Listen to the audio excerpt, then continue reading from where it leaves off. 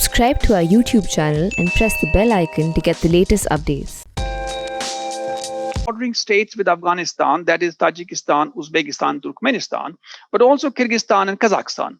All these countries do not necessarily have uniform relations with either China or Russia, where the latter's regional geopolitical interests do not comport very well with their global geopolitical interests, a paradigm that we need to take note of. Their envisaged division of functions in Central Asia, that is Russia providing the overall security framework and China the tractive force for economic development, is already fraying at the edges and not attenuating the residual mutual suspicions. Iran's geopolitical role in both Afghanistan and Central Asia has transmuted in that there is loss of influence in the former and loss of trust maximally in Tajikistan. The likelihood of the Middle Eastern geopolitical rivalry involving Iran as well, spilling over into Afghanistan, has also increased.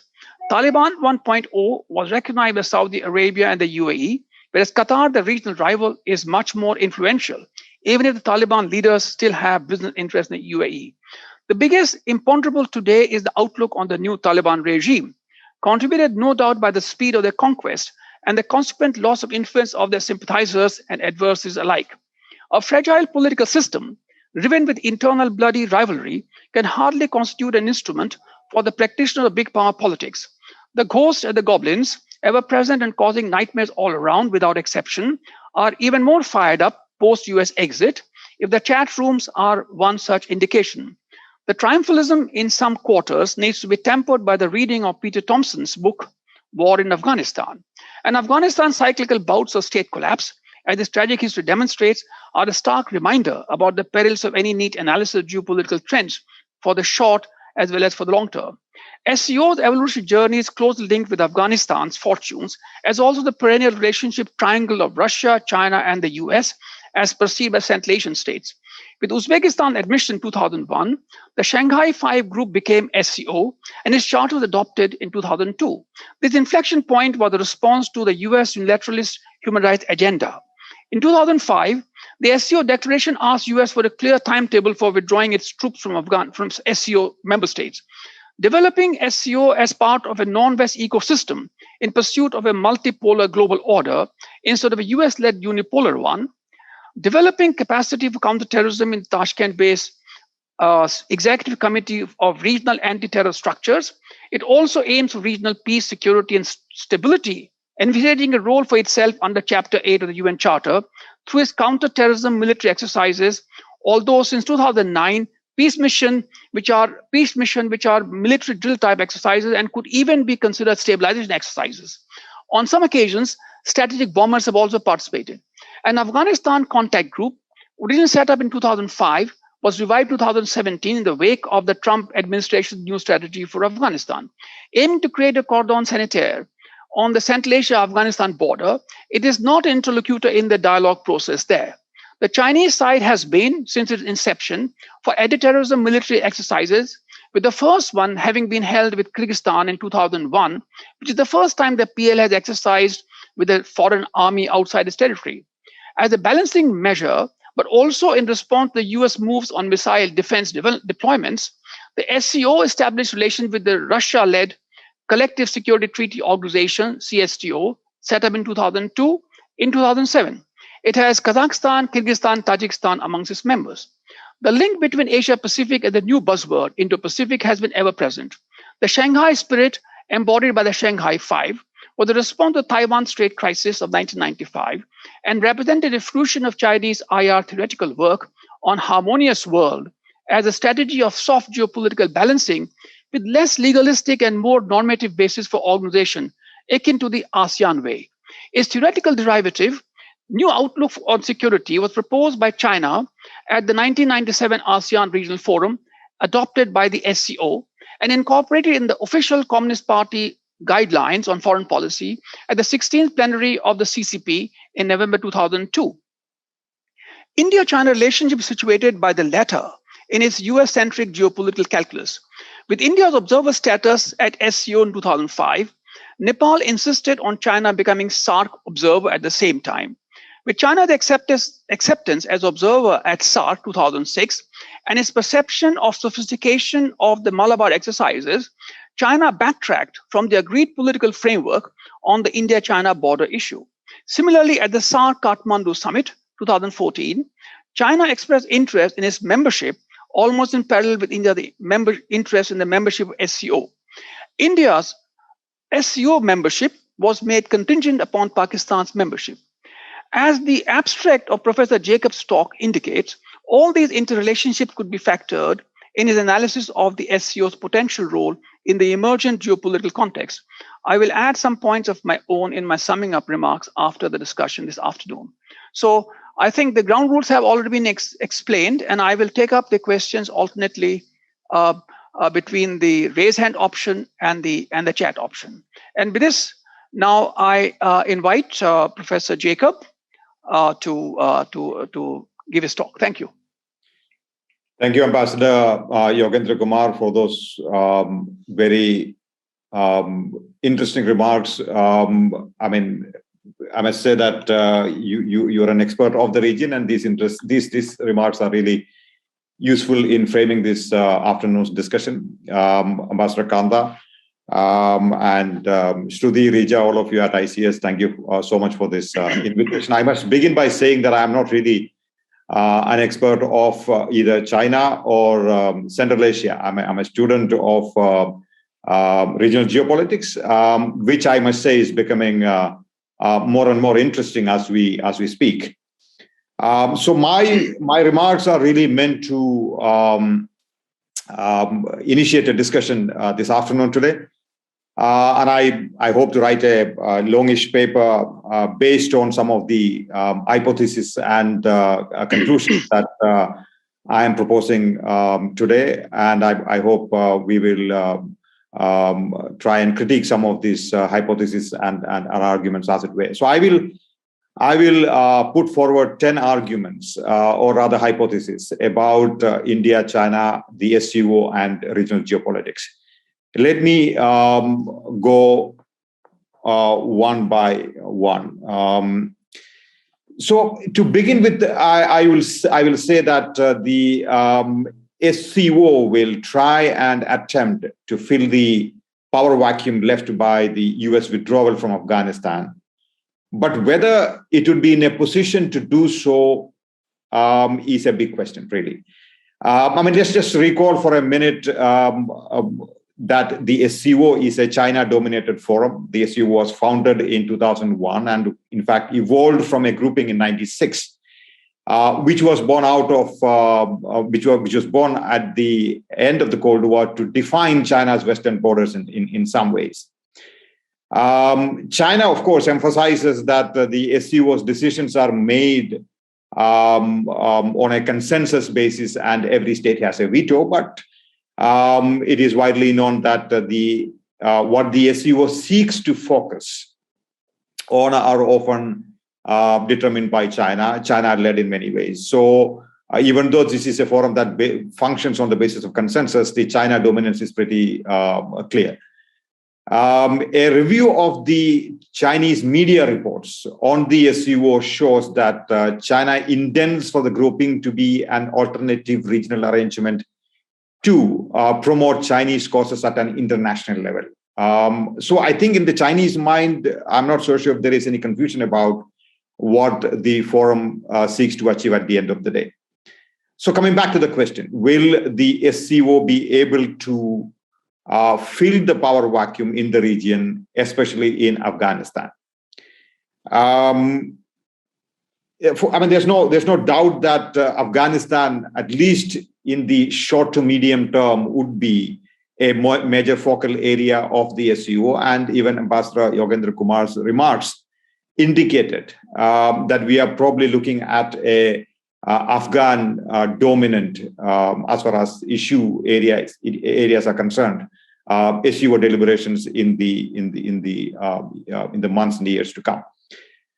But the ability of the SCO states, including Russia and China, to economically stabilize Afghanistan is highly doubtful. I mean, it's not the EU countries or the NATO countries or the United States of America. You're talking about China and Russia. So far, China has only pledged about $31 million in kind assistance to the Taliban government, which is, of course, far, little when compared to what the United States and the Western governments used to give to Afghanistan. Even India, for that matter, gave 3.3 billion plus US dollars worth of assistance and development to Afghanistan. In fact, even during those years, India was a bigger aid giver than China and Russia. So the question, therefore, is that while it is all right to claim victory and be triumphalistic about what is happening in Afghanistan, especially coming from China to some extent, certainly from Afghanistan, certainly from Pakistan, how long will this triumphalism last? I just returned from a Track 1.5 meeting in Bahrain, and the Pakistani delegation is making a very strong argument to unfreeze Afghan assets, as well as to mainstream the Taliban government into the international system. Of course, they start by the argument that there are no winners or losers in Afghanistan. That shouldn't be the framework through which we understand and we look at Afghanistan. But obviously, there are no takers for that. Everyone realizes what really happened on the ground. So the point that I'm trying to make is that I think the realization has started dawning on the governments in China, certainly in Pakistan, that it is one thing to get the American troops out of Afghanistan. It is one thing to get the Taliban back into Kabul, but it's an entirely different ballgame altogether to run an effective, efficient government in Afghanistan through the Taliban and to support financially the Taliban government in Afghanistan. Everyone is busy with post-COVID reconstruction. There is only so much money that the countries are willing to give to Afghanistan, and especially when you had an embarrassing sort of a defeat in Afghanistan. So, if the Taliban government doesn't stabilize, it would be a cause for concern for the SCO states, for the neighboring states, certainly for Pakistan, Afghanistan, Iran, and of course the other Central Asian governments. But everyone realizes that, but no one seems to be doing what it would take financially to stabilize the Taliban government. It's a lot of talk that's happening at this point of time. So the bigger question really is, while the SCO might attempt to fill the power vacuum left behind by the US withdrawal from Afghanistan, whether or not it would be able to fill that vacuum, I think is an important question. And it so appears that going by the evidence so far, they may not be in a position to do that. But it's, of course, too early to sort of say that. It also depends on how the Taliban is able to negotiate deals with many of the other states, including India, United States, the European countries, UK, Germany, etc. The second point that I sort of want to put on the table in the context of the geopolitics of the SCO is that, and it's pretty self-evident, of course, the SCO as a forum has inherent anti-American streaks. And these feelings are only going to get stronger with time. Look at the membership. Iran has just joined the SCO. You have the Pakistanis, you have China, Russia are all avowedly anti-American at this point of time. The recently held foreign ministers meeting in Dushanbe, there was a lot of attention on the haphazard withdrawal of the United States from Afghanistan and the need for the region to take control of its own destiny and not cater to the demands of the United States or NATO in its backyard, which is Afghanistan. Iran and Pakistan continue to push for a regional economic model that would circumvent the potential sanctions and restrictions such as FATF, etc. So there is a larger than life vision that a certain number of countries seem to have about what SCO could potentially deliver, which is to sort of create a alternative economic model and to sort of circumvent some of the sanctions as they come from the US and its ecosystem, as it were. I think the arrival of Iran now as a full member of the SCO will increase the anti-American rhetoric at the SCO. I've been looking at some of the arguments coming out of Tehran on the American withdrawal, and they seem to sort of mirror the arguments made by some of the Pakistanis. For instance, the invaders have now been thrown out. The language that sort of mirrors the language in Rawalpindi or in Islamabad. Now, India, as a member of this forum, it would be interesting to watch how it will try and balance its membership of this regional framework. It is located right in the region, in the middle of the region in some ways, and it definitely has a pro-US tilt, and there's no taking away from that fact. India is probably closer to the United States today than it was ever before. I'm willing to be corrected on that, but I think that's my feeling. So, if we are is a close a friend of the United States in the region, and if we are going to be on the SCO, which we are, and which is a forum with deep inherent anti-American streaks. How India is going to balance this is interesting. Is going to be very interesting to watch. My third point really is about the China Central Asia economic relationship. So, given its economic predominance in the Central Asian region, Beijing will seek to use the SCO as a vehicle for promoting its BRI, Belt and Road Initiative. And for the moment, it seems to be succeeding.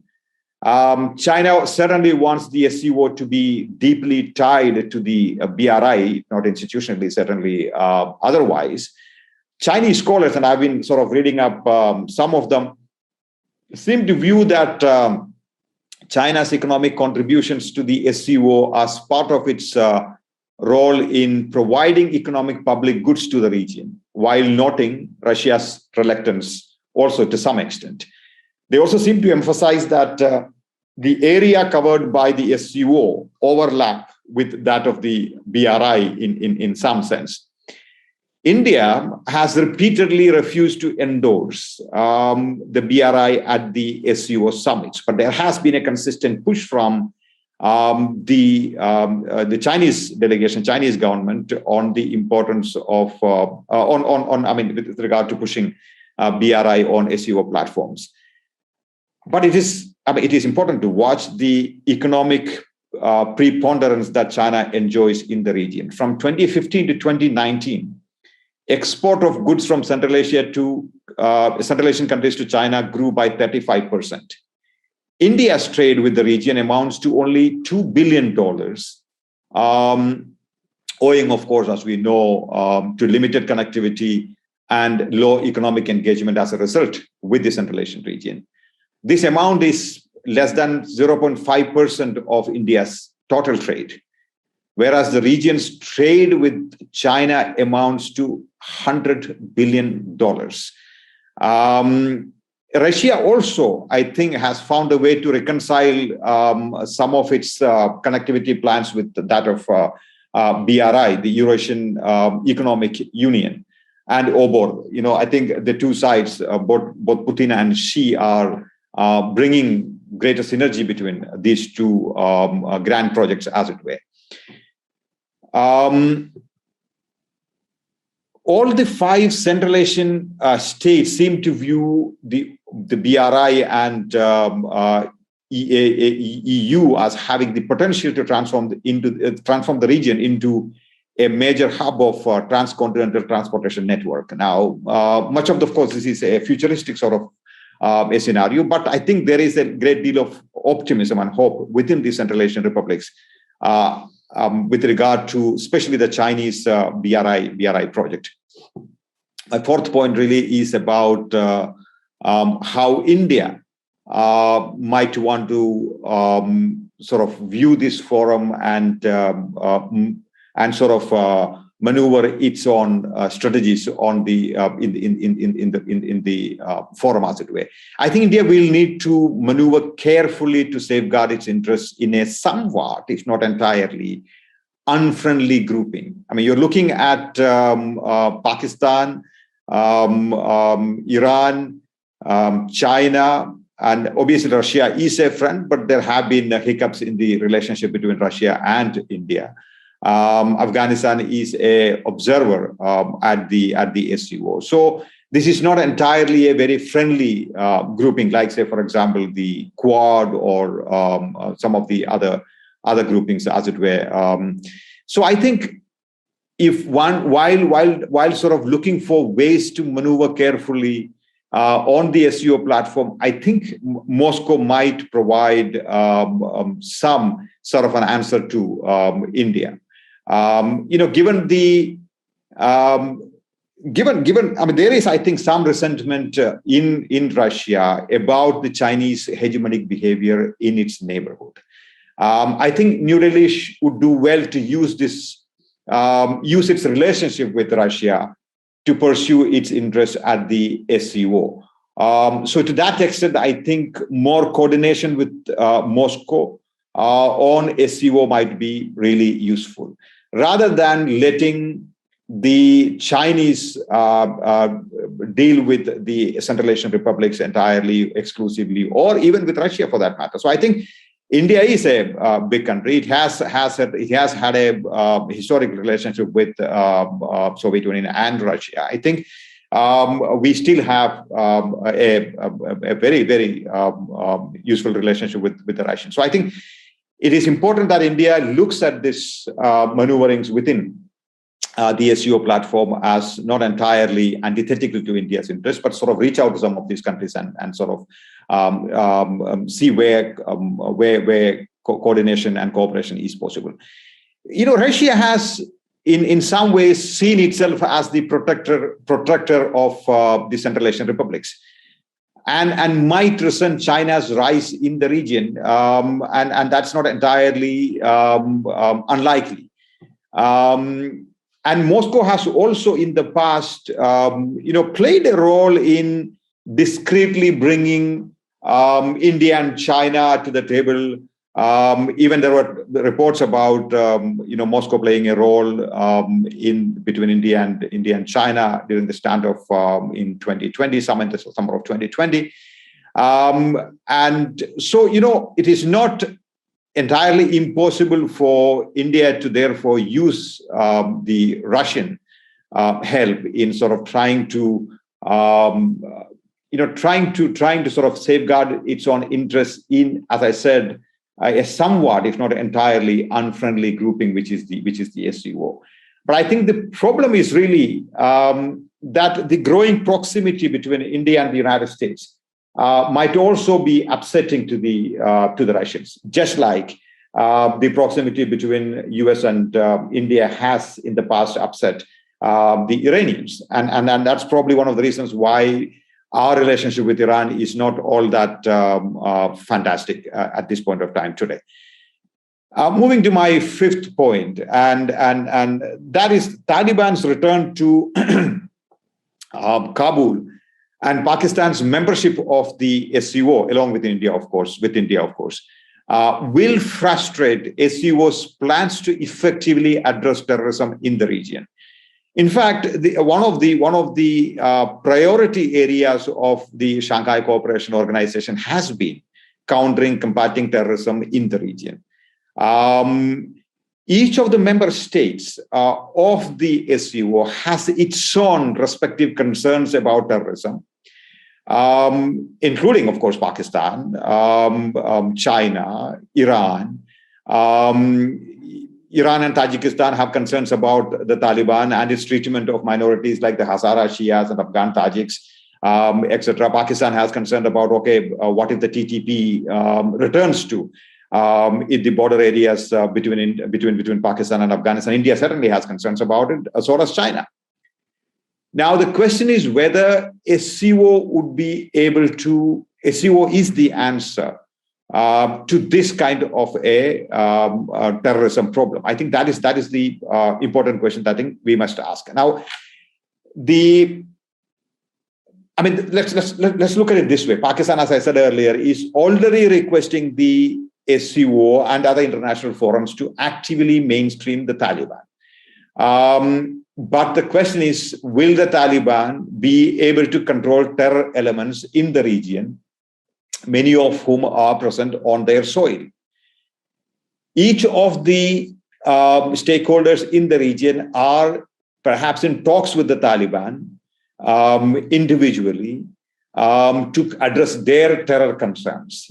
China is doing that. Perhaps, I hope India is doing that. Pakistan is certainly doing that. Iran is doing that.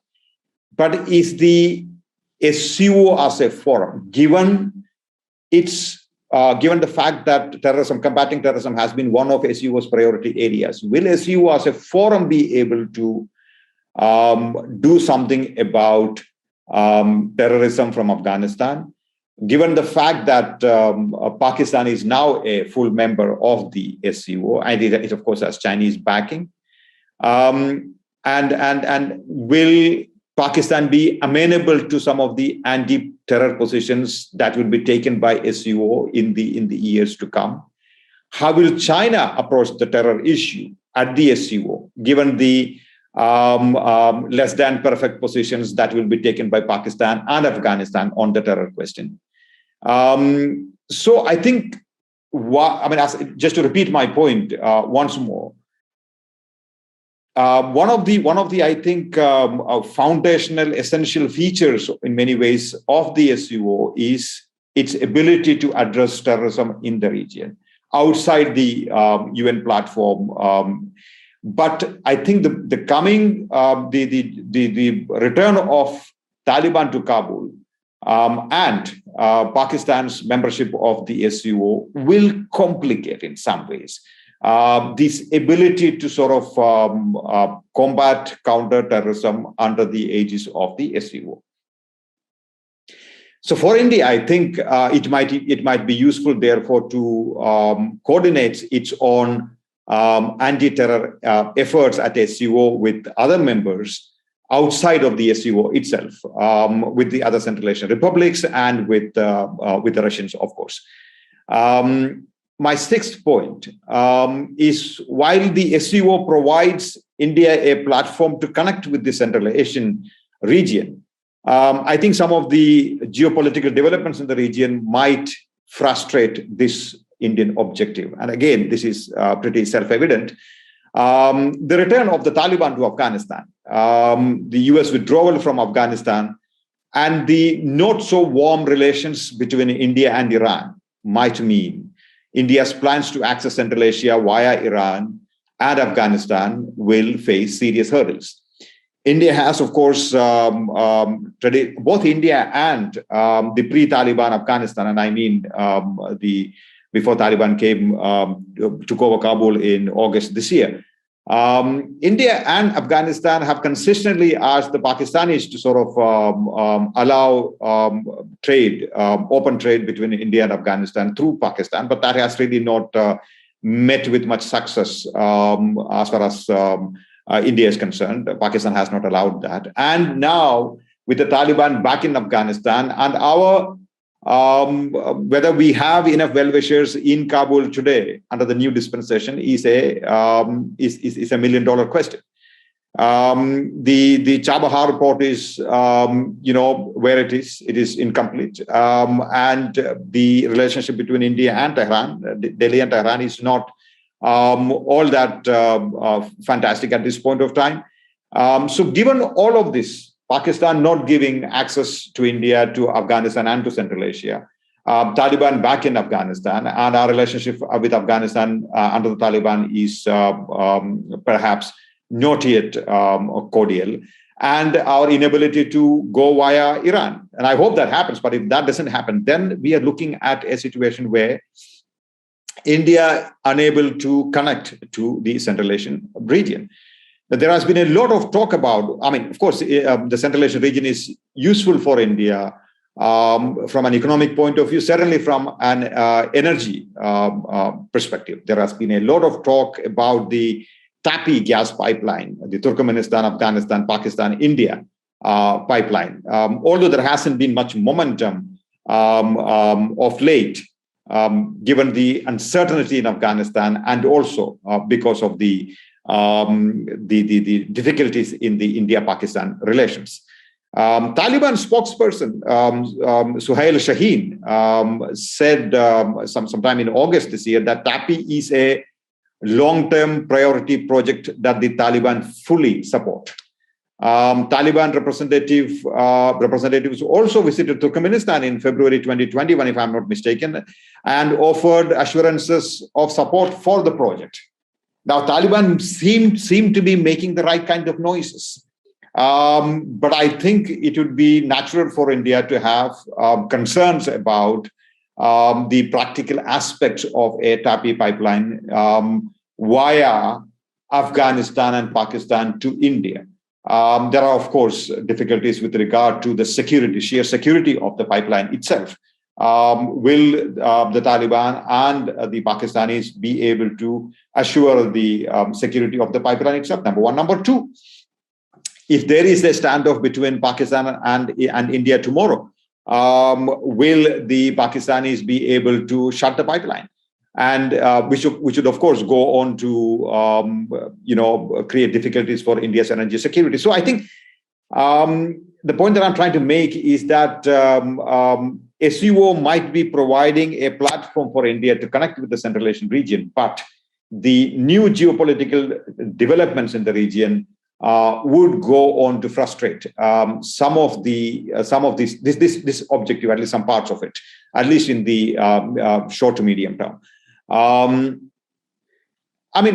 May I also say that, and that's my next point, the SCO's performance so far has been suboptimal, and I'm not so sure if its performance is likely to improve over time in the years to come. It has a secretariat, it has a charter, it has a regional anti-terrorist structure called RATS.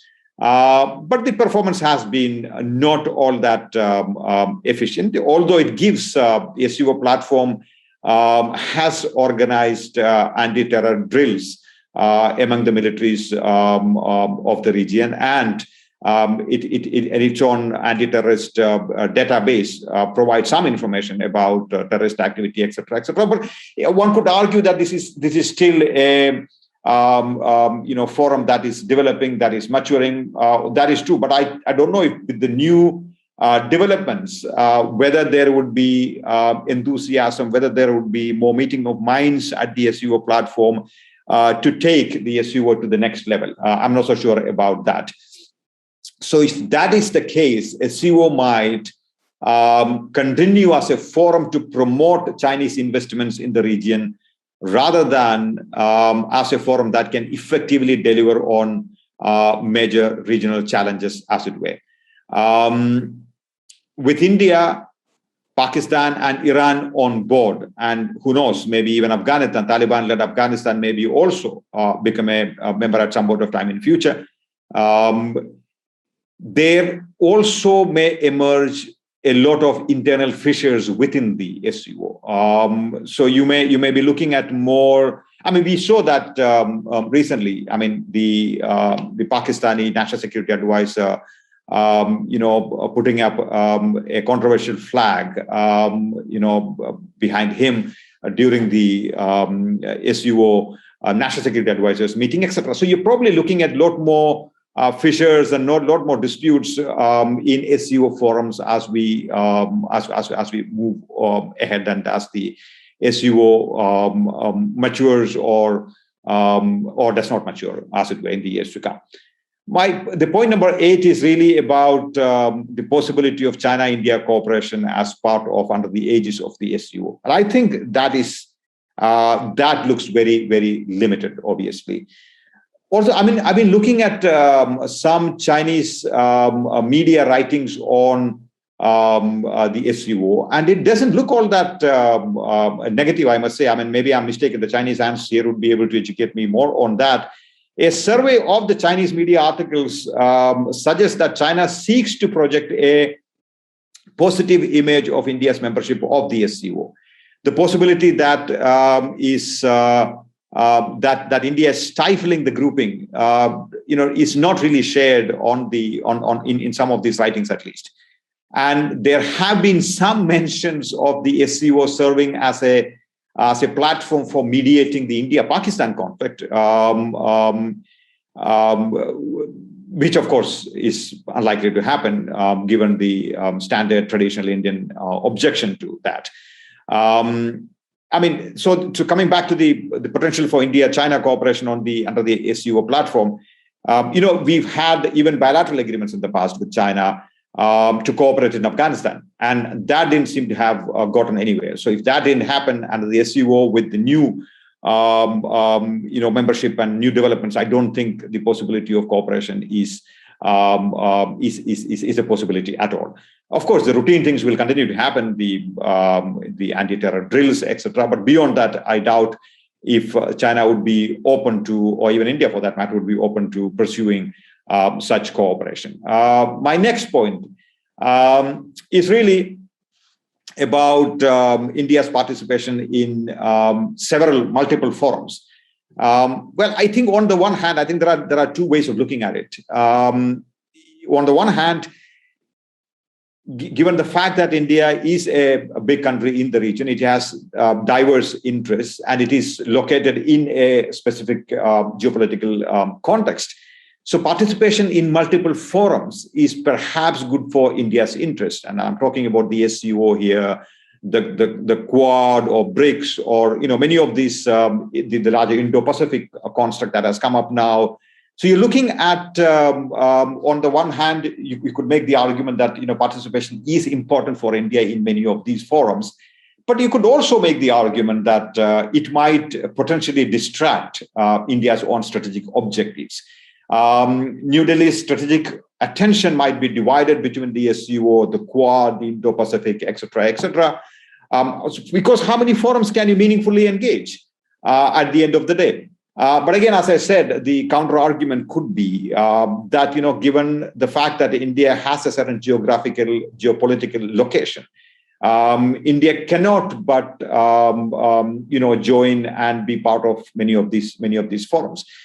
I think the larger question that one must ask and seek answers for, which I don't have at this point of time, is whether there is going to be a tension between the SCO and Quad going forward. Whether whether our continental grand strategy, SCO perhaps is part of that, and our maritime grand strategy enshrined, in forums such as the Indo-Pacific, Quad, etc., whether there is going to be a tension between these two. I think that's a larger, strategic question to ask, and I don't have an answer at this point of time. Maybe we can perhaps discuss that. And my final point really is that being a member of the SCO is important for India, given that it is a forum that China created. And in part, and India is a part of China created this. China is a part of it, of course, and China refused entry to India, refused India entry into the SCO for a very long time. I think what it does for India really is, as I said earlier, it provides India an opportunity to pursue its continental strategy, as it were. You're looking at not a very hospitable continental terrain for India at this point of time. You have an LOC that is pretty, it's called hot and cold, but it is more hot than cold. You have a situation on the line of actual control. So you are looking at, in some ways, a situation where India feels a little challenged in the continental front. So to that extent, I think SCO provides a platform to sort of engage or promote its own continental strategy, as it were.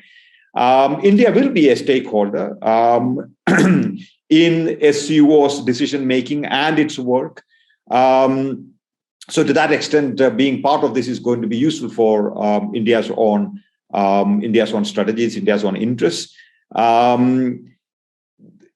This is, however, this membership of India at the SCO is unlikely to bring India, as I said earlier, India and China closer or get them to cooperate in the region. And yet, I think it is nevertheless an opportunity for India to promote its interests in the region. So, in conclusion, I would say if I were to sort of give short answers to a couple of these questions that I mentioned here in my abstract, what role, if any, will the SCO play in stabilizing the current disquiet in India-China relations?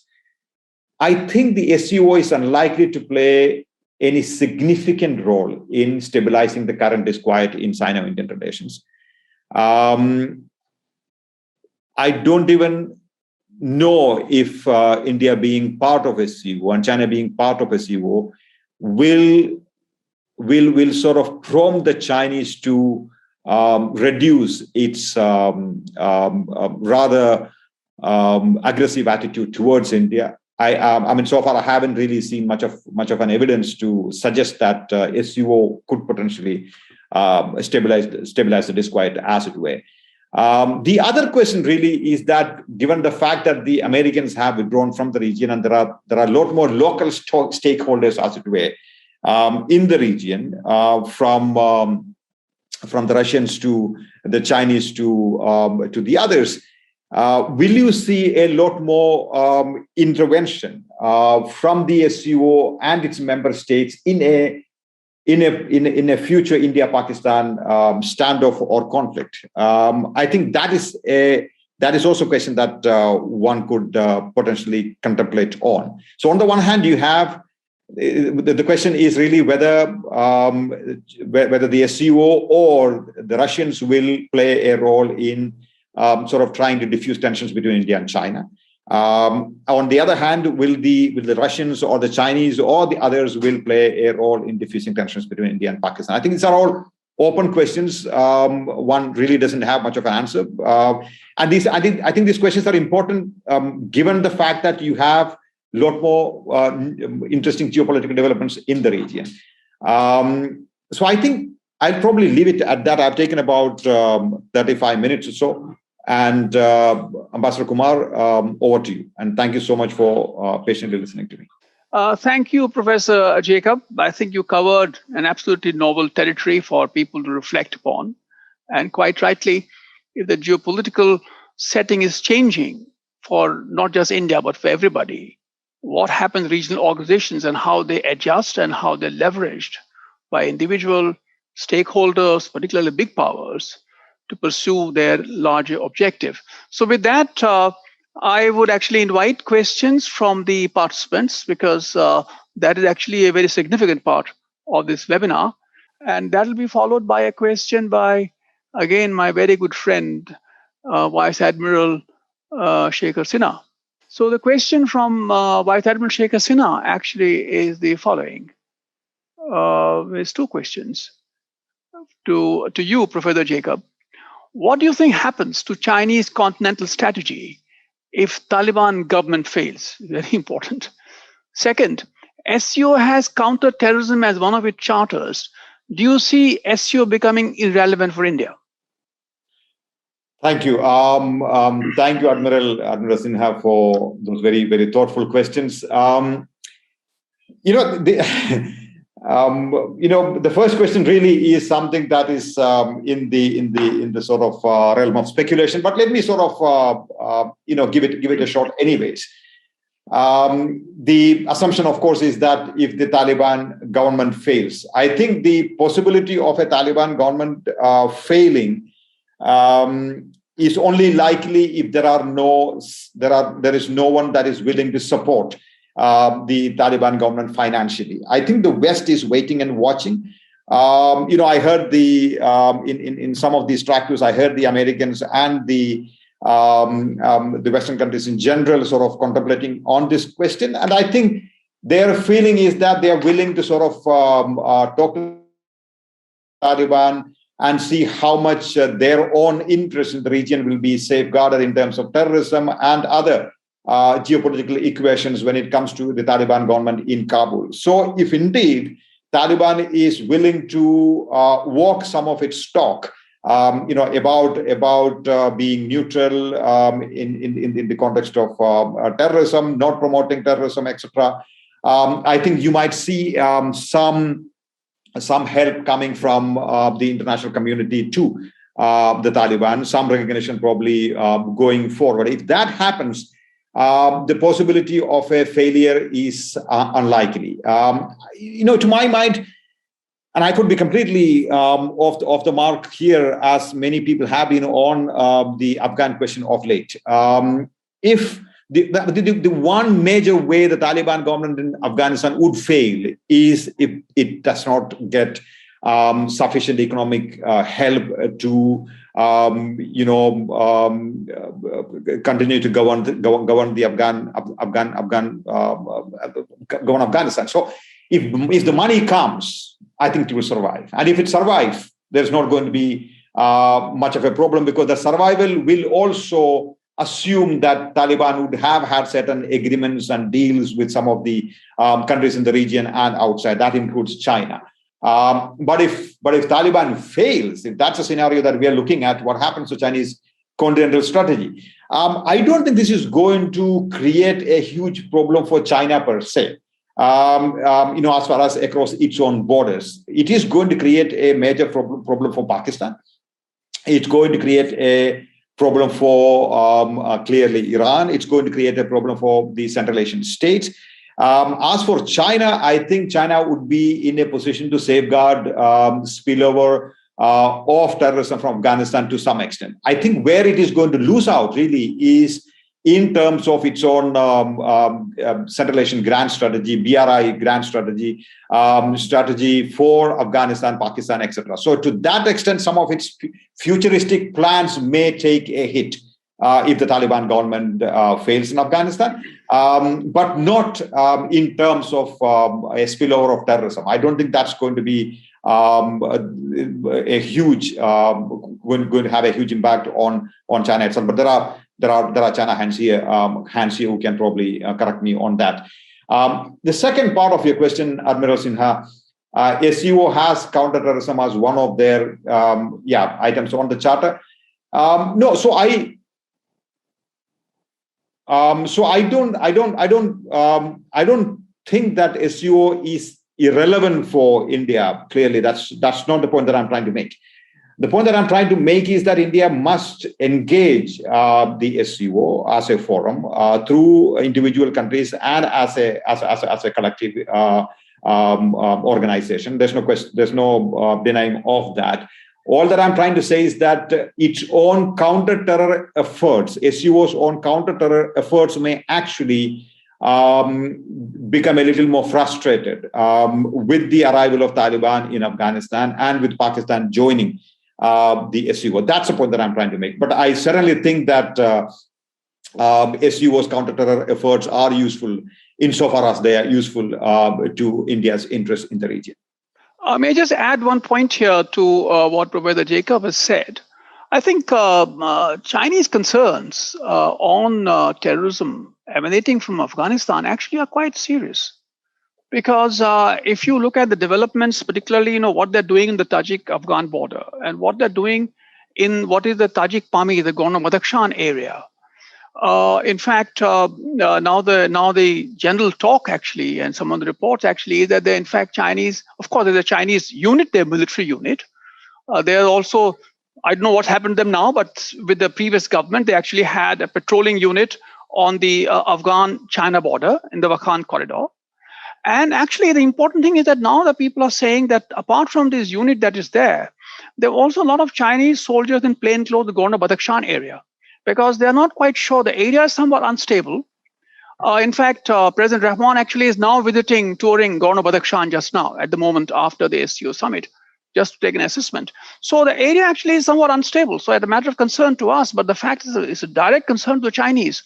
So in one way, and of course, the concern about involvement as far as Kyrgyzstan is concerned, for example. So I think this issue would remain important. And in one sense, I think the question would be asked some stage if, let us say, the current Taliban regime proves to be untenable. as to the judgment made by the Chinese leadership in pushing for it, and a whole lot of other people. So I stop at that. And I would now invite Ambassador Suresh Goyal to ask his question. Please. Yes. Thank you very much, Yogi. In a way, you already started my question when you said that Taliban may not be quite amenable to China in terms of its own counter-terrorism strategy. My question is that eventually Taliban will depend on somebody or the other to basically uh, finance the government. At the moment, Taliban has no sources of money, with the exception of China, which has promised some kind of help. Now, my sense is that if, as the situation evolves, and China becomes the major financial benefactor of Taliban, then you will have a situation in the region and in the SCO where you have the stirrings of, I would say, some kind of another contest between a China led group, China led countries, and the others. I'm saying others because at the moment the West is keeping its hands off, but sooner or later, I think they will want to come in. So, my question to you, Professor Jacob, is do we see the signs of another contest in the region? I'm not calling it Cold War. The word has been used so often and it doesn't really capture the whole imagination. But do you see another contest between China and the others to our west, while we have already a contest to our east?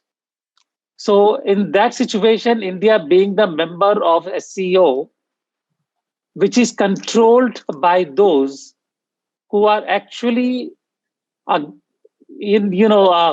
adversarial to our interest. How do we really see that situation going on? Thank you. Thank you, Ambassador Goyal, for that very, very thoughtful question. Let me sort of answer that in a slightly long-winded manner, and my apologies in advance for that. I think to begin with, my own view is that you're probably looking at a larger systemic contestation in the international system at this point of time. You're looking at the Chinese, the Russians, to some extent the Iranians and the Pakistanis, and like-minded Turkey to some extent perhaps, coming together as a potential counter to the US-led Western grouping, as it were. So there is already a pre-existing contestation at the system level. Now, what happens in the region West too, as you put it, Ambassador Goyal, is to be seen as a subset of what is perhaps happening at the larger systemic level.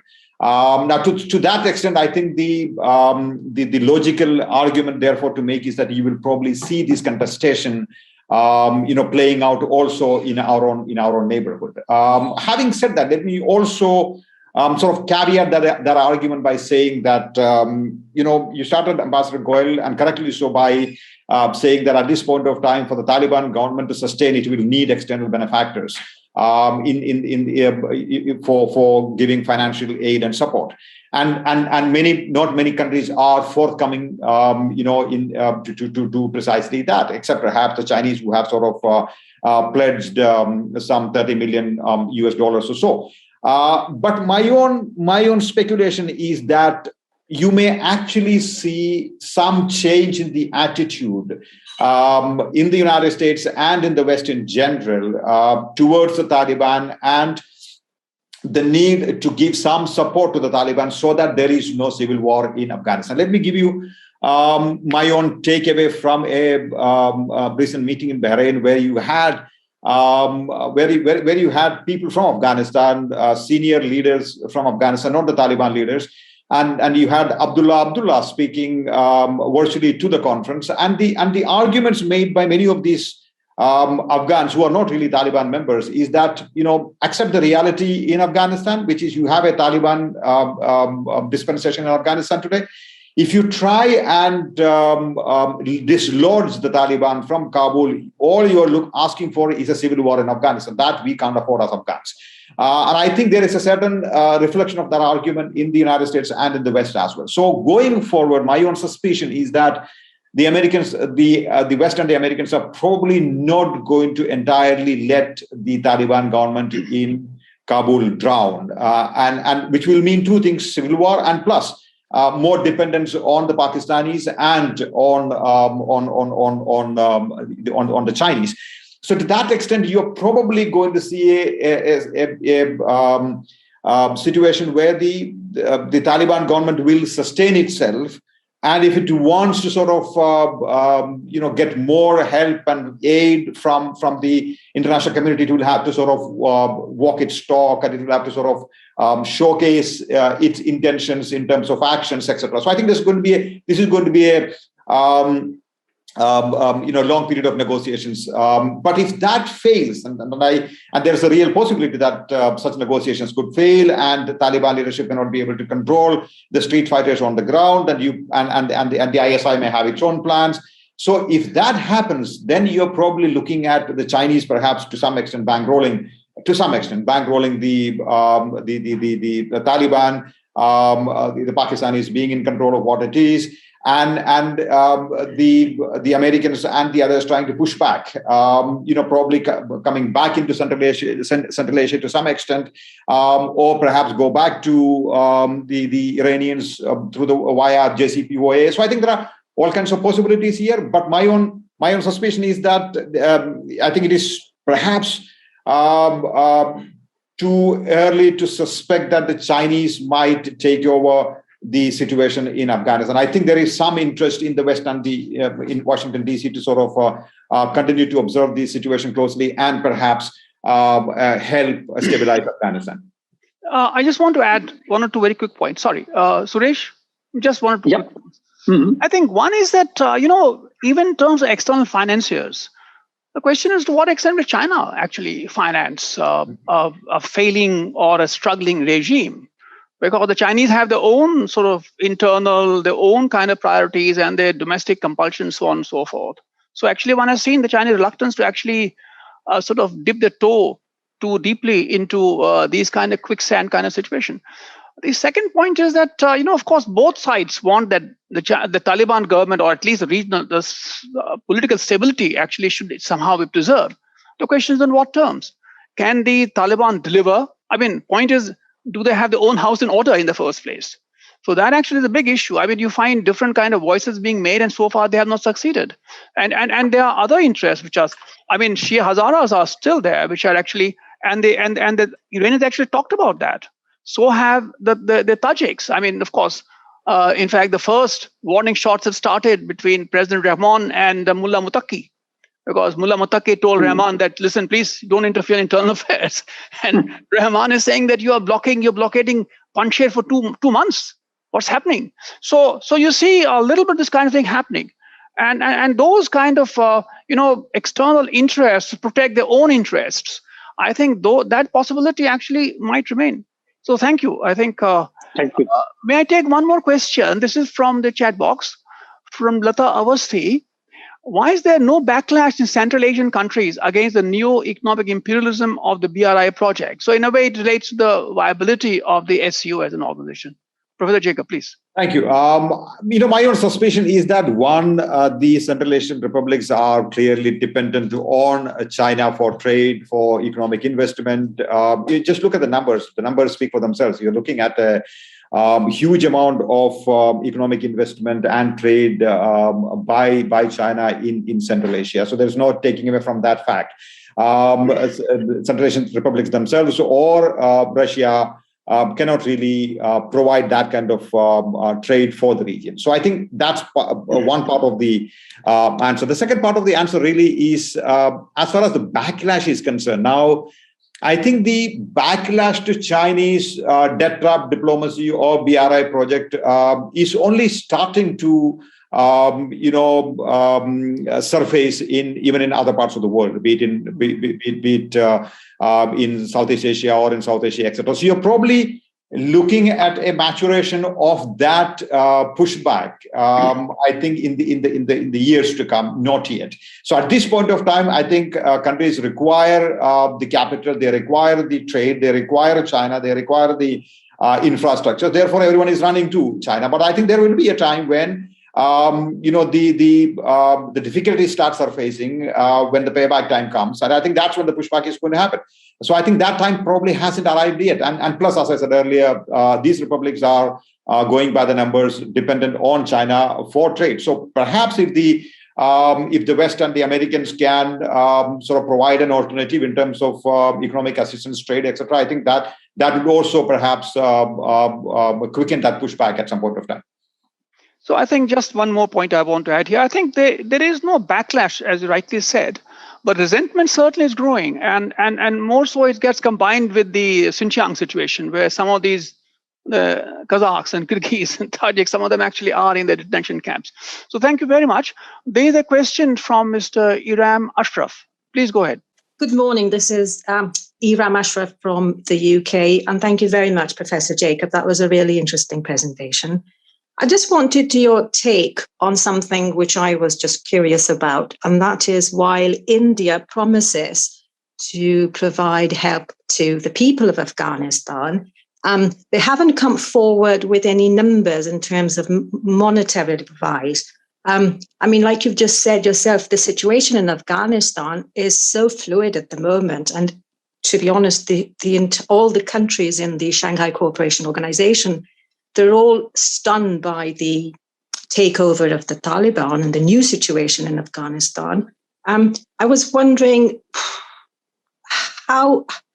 what your take on this is. I can understand India's reservations and where the aid would go, but then how about then joining other countries such as the United States in their attempt to provide humanitarian aid, just to get that diplomatic foothold? I mean, end of the day, India provided so much, around $3 billion of investments in infrastructure, for example, in the dam and other areas. How about, showing that they're still in the game, and end of the day, it's the people they want to help, and they are willing to, put some money where the mouth is in that sense, in a diplomatic way. So I'll be interested to hear your take. So thank you very much. Thank you, Ms. Ashraf, for that question. I think there are several pieces here, and let me try and sort of bring these various pieces in your question together. I think to begin with, traditionally India has, as you correctly pointed out, put in over $3 billion in Afghanistan, and these are not projects where India gets any returns out of, right? I mean, these are not like some of the Chinese projects in Afghanistan. These are projects for the Afghan people. It's not as if we are going to get any benefits out of that, materially speaking. India is probably the fifth largest donor in Afghanistan after Japan, US, etc. And at this point of time, clearly, everyone is waiting and watching. I mean, when we say humanitarian assistance to Afghanistan, I think what you have in mind really is the assistance to the people of Afghanistan who are trying to come out of the potential misery that they might face at the hands of the Taliban regime. I think India has done a few things. India certainly has given visas to a lot of Afghans to come to India. It has. I mean, it does not have any diplomatic representation at this point of time in Kabul. You have local staff there. I think for India to, I mean, I'd have personally, and I have argued that in the past, India probably it's time India appointed a special envoy to Afghanistan, like we used to have in Ambassador Lamba. India probably should send some of its diplomats back into its embassy in Kabul rather than leaving it to the local staff to manage. India should admit a lot more hapless Afghans to Indian territory. All of that needs to be done. Having said that, I also realize why there is a wait and watch approach. And the wait and watch approach really is that before you put the money into Afghanistan, you need to know where it is going. You have a Taliban government that doesn't seem all that steady, that doesn't seem all that sturdy, that doesn't seem all that completely in control. And there is a wait and watch approach in general internationally, including in the United States and in Western capitals. I think there will need to be negotiations between the Taliban leadership and other countries, including perhaps India, on where that money is going to go, what kind of help, and what is going to be promised in return to India. I don't think we can, having spent $3 billion, that's the point, having spent that kind of amount, we can continue to pour money into Afghanistan without having proper, I think, without having clarity and promises from the new dispensation in Afghanistan. But I agree with you on the humanitarian question. I think we need to do more. And India has traditionally in the region has had a robust relationship with Afghanistan and its people. Over to you, Ambassador Kumar. Yes, thank you. I think this is a good question from Ms. Ashraf. The Prime Minister actually has announced in SCO as well as I think the UNGA that India is prepared to step up with its humanitarian assistance, even as the situation is today, because of our sort of sympathy and sense of solidarity with the people of Afghanistan.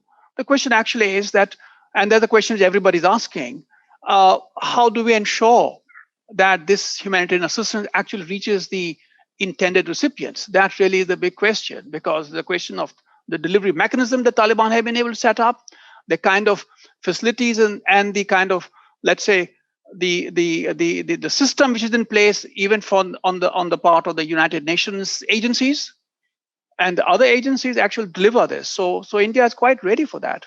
I mean, irrespective of the larger issues. And I must say that actually, the Taliban have welcomed Indian assistance, even though it was given during the previous government. So in one way, they recognize that there's a tremendous fund of goodwill amongst the Afghan people for all that India has done there, and they want to actually tap into that goodwill. Yeah. So there's another question now. This is from Kedar Joshi. So can SCO become a platform for India to safeguard the interest and investment in Afghanistan, considering support to the Taliban from major SCO members like China, Russia, and Pakistan? This is from Kedar Joshi. Thank you. I think that's again an interesting question. I think the pretty straightforward answer really is that as far as Afghanistan is concerned, whether India can safeguard its interests and investment in Afghanistan through SCO. I'm not so sure if SCO is perhaps going to be all that useful for India to safeguard its interests in Afghanistan. I think it has to be done bilaterally at several other levels. To begin with, I think that we need to have that conversation with Afghanistan itself. And SCO can perhaps not do much when it comes to a conversation between the Taliban-led Afghanistan and New Delhi. I think that conversation needs to happen bilaterally. Just like India, most other states are quite clueless on how to deal with the Taliban-led Afghanistan. Beyond a point. I mean, there may be more clarity in China and Pakistan and less in India, and yet one doesn't know how things are going to unfold in Afghanistan in the days to come. But I mean, to go back to my earlier point, I don't think SCO provides a great platform for India to engage Afghanistan. I think that engagement needs to begin bilaterally between India and the current dispensation in Afghanistan, number one. Number two, I think India also need to reach out to the government in Tehran about the possibility of reviving that route to Afghanistan and perhaps onward to Central Asia.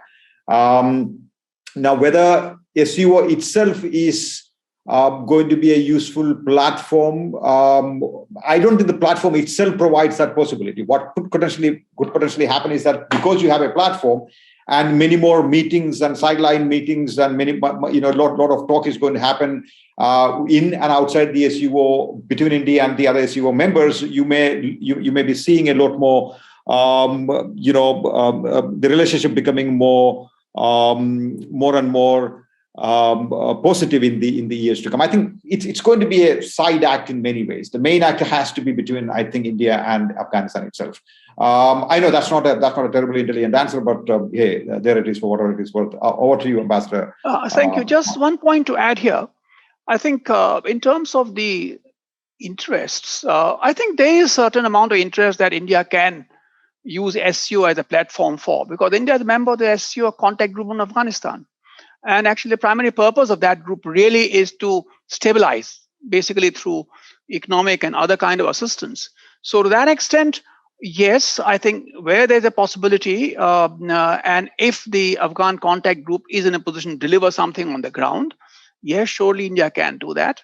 But it's only a part of what India actually can do in terms of protecting its interests in Afghanistan. And second, of course, is that its larger strategic interests, well, to the extent that you can manage or leverage SCO, that, as Professor Jacob has said, is not an easy thing to do. But otherwise you have to look after your interests yourself here. So, Professor Jacob, would you like to add something to whatever you have said by way of summation or the Q&A, and also generally anything else which has occurred to you during this conversation? Not really. I think I have said everything that I had to. But I think this was an interesting discussion. We focused a lot more on Afghanistan than SCO itself. But I think there are some open questions here. Really, I think, and that one open question really is about whether India will be able to use this platform for safeguarding its own. Let me just pause here 1 second. I think Vice Admiral Shekhar Sinha has raised his hand again. So, Admiral Sinha, please go ahead. Thank you, Chair, and thank you, Dr. Jacob. I think I probably missed out when the question earlier was being addressed. My first question is that how do you see the geopolitical scenario changing in case the Taliban fails? If the Taliban government fails to deliver and there is a fall of the government? That is number one. Secondly, to some extent, you have answered about the counter-terrorism, where the Pakistan, China, and us are together, and what will be the effectiveness. Do you believe that the relevance of SCO for India is finished, is lost? So these are the two questions that I have. Thank you. I will quickly answer them, Admiral Sinha. What will happen if Taliban government fails? What would be the geopolitical implications of that? I think, I could be wrong. But I think the Taliban government is too important for a lot of stakeholders to fail in Afghanistan. So the Taliban government may not thrive. Afghanistan might not thrive under Taliban government. But if the Taliban government fails, it's not only going to be a problem for the people of Afghanistan. And I think this is something that even the well-meaning Afghans are arguing very forcefully, including people like Abdullah and Hamid Gailani. And a lot of these people have been consistently making the argument that even though, Abdullah himself was thrown out by the Taliban. So that it is not going to be useful for either Afghanistan or for the region or for the international community for the Taliban government to fail. Now, we may or may not like the Taliban government. We may have deep issues with the Taliban government. The reality is that if it fails, it's going to be a problem for just about everyone. And so to that extent, I doubt if the Taliban government is going to fail. I think there will be some support coming from the West, from DC, from China, and even including from India and other countries. So I think you're probably looking at a government that will take time to become more civilized, if it ever becomes more civilized, that is able to deliver public goods to its citizens in Afghanistan. So you're probably looking at not really at a black and white situation. You're probably looking at a situation that's going to take time to mature. And therefore, I don't see an immediate danger of the Taliban government failing and it's impacting negatively on the region. But if it does fail, as you correctly hypothesize, if it does fail, I think you're probably looking at major implications for both the people of Afghanistan and for the people of for the countries in the region. There will definitely be a civil war in Afghanistan. There will be clear implications for Pakistan. And for the region in general, Iran, China. So I think none of these countries are really going to let that happen. That's my feeling. And secondly, the second part of your question, Admiral Sinha, was about whether or not India is going to be irrelevant in the SCO going forward, given the geopolitical developments in the region. I think India is not going to be completely irrelevant, or SCO is not going to be completely irrelevant for India in the region. The reality is that we are located where we are geopolitically, geographically. So there's no getting away from that fact. So you go to engage sometimes contradictory forums. You go to engage sometimes forums that are not all that friendly towards you. And SCO is a good example, right there. Not entirely friendly, but it's a China-dominated one, and yet we go to, I think, given our sort of location, engage this particular grouping, and I think continuous engagement and conversations with the Central Asian republics, with potentially even with Iran and Russians will be helpful in promoting and advancing India's own interests in the region and on its own platform. Look at it differently. If India were to say, it's not going to helpful for it's not helpful for us, the SCO is not helpful for us, and therefore we are going to come out of this platform, would that be more useful to us? Certainly not. So I think looking at it that way is probably better to work at it and make it more amenable to us than not being a part of it. Thank you.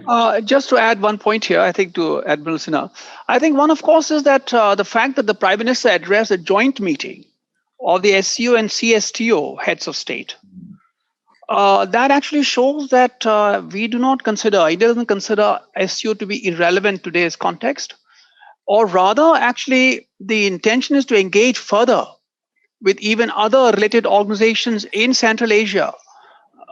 Because they're concerned Central Asia, but also because they're looking at Afghanistan itself.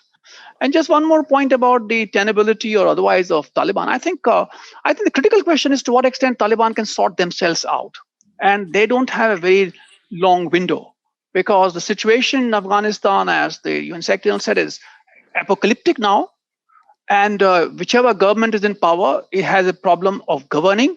So that's not an easy thing, considering they themselves are sorting things out themselves internally, and the situation actually, the conditions are getting worse as far as they are concerned. So I think that remains a critical issue for them. And of course, let me also add this, that there is also a National Resistance Front, which is not yet declared a national government in exile, but the elements of that opposition are very much actually already in place. There's a question they are seeing as to how they can come together and strike at the right moment, just like the Taliban did within a year of Karzai coming into office.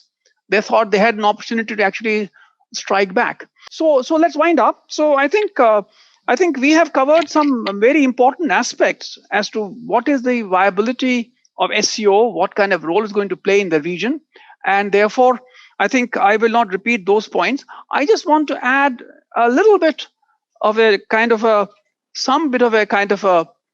thing, just basically to say as to how actually SCO fits into this particular thing. One, of course, is, as I mentioned already, the Afghanistan remains extremely fragile. People are watching to see as to whether they can bring the house in order. And Taliban still on notice on terrorism. And that applies, everybody is concerned by that, including the Pakistanis and, of course, the Chinese. Now, the Taliban attempt to invite Pakistan, China, Russia, Iran, Turkey for the installation ceremony was a non-starter, because none of them took that offer. And there are concerns about cross-border militant movements, which have resulted in Tajikistan putting 20,000 troops on the border, joint Russia, Tajik, Uzbek exercises, and a whole lot of these things.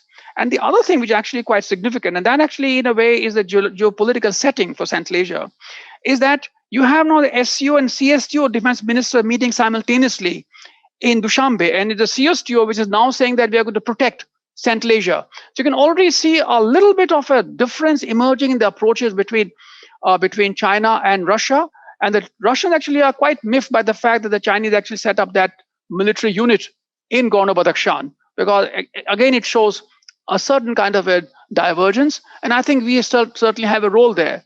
So I just want to thank once again the ICS and of course Professor Jacob for a very stimulating talk, and also all the participants for their contribution to this. And we look forward to Professor Jacob's paper, which is very much a welcome contribution to this important discourse. So thank you very much.